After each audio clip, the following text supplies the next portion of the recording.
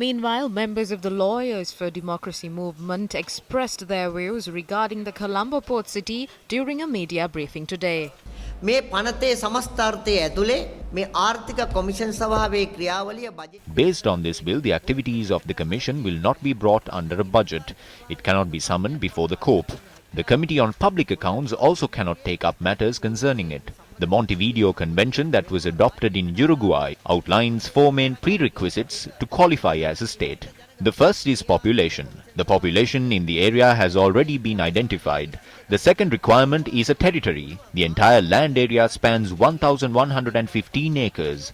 The Commission has been given the powers to enter into foreign agreements concerning the state. That is why claims are being made stating that this is a Chinese colony. The Attorney General is only a counsel in this country. He is the legal advisor to the government. Now they are saying that the Attorney General has issued a letter over the port city and that anyone can challenge it in the Supreme Court. We have done that. The Supreme Court will only consider whether it contravenes the constitution or not. But it is the government that must control the true geopolitical nature concerning the country.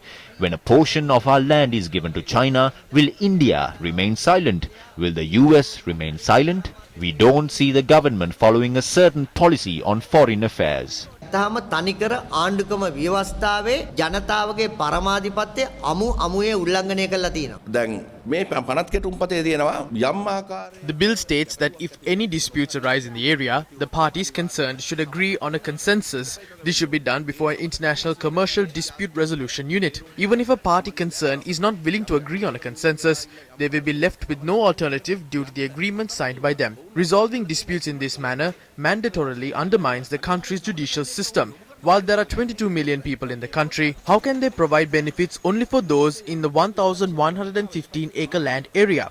Justice Minister Ali Sabri himself has said that there are more than 700,000 pending cases in lower courts. If there is a massive backlog of cases, then how can attention be paid to this?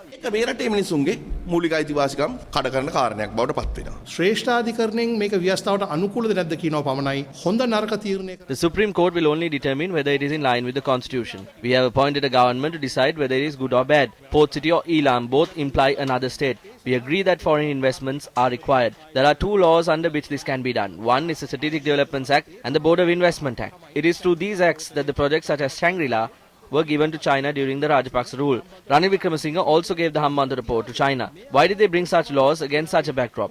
The answer is to create a new country. If we consider sections 3, 5 and 3(6) of this act, if we require to construct a house, the government regulatory authority can decide whether the land can be given or not. But this states that the land must be given if the commission asks for it. They campaign under the slogan of one country, one law. But now they are implementing 2 laws in one country. ඒ මන්ත්‍රය වගේ මැතුරුවට ඇතුලේ තියෙන කෑලි ඔක්කොම වෙනස්. ආණ්ඩුව අපිව විශ්වාස කරවන්න හදන්නේ එතනට. විවස්ථා දායකට පාලනයක් නැත්තම්.